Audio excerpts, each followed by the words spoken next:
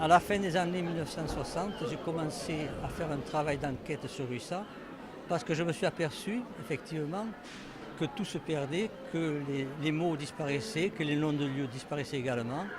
Et j'ai dit il faut à tout prix laisser une trace pour les Russa. C'était à l'époque donc avec plus d'une centaine de personnes que j'ai commencé à faire le travail. Il y avait autant de 2 tiers environ de personnes, des hommes, et 1 tiers de femmes.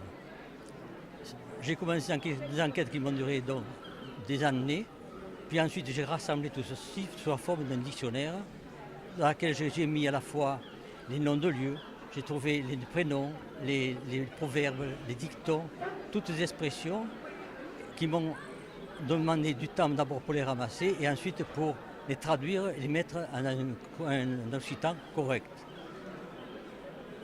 J'ai également, disons, cherché à mettre la transcription phonétique internationale pour que n'importe qui puisse retrouver la prononciation, ne serait-ce que minime.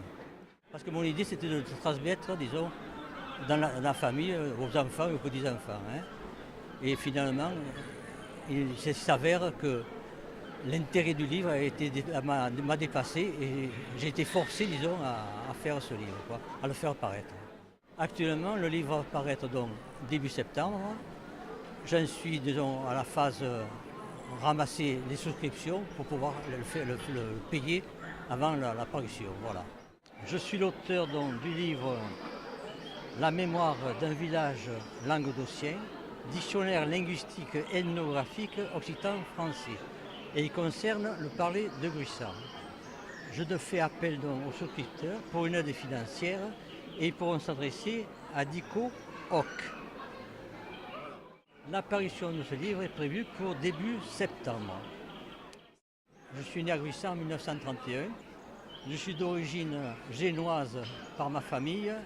Nous sommes installés à Gruissant depuis 1790. J'ai voulu à tout prix qu'il y ait une trace, n'est-ce pas, sur le parler de Gruissant, sur disons, les noms de lieux qui se perdaient et qu'il reste quelque chose. Voilà.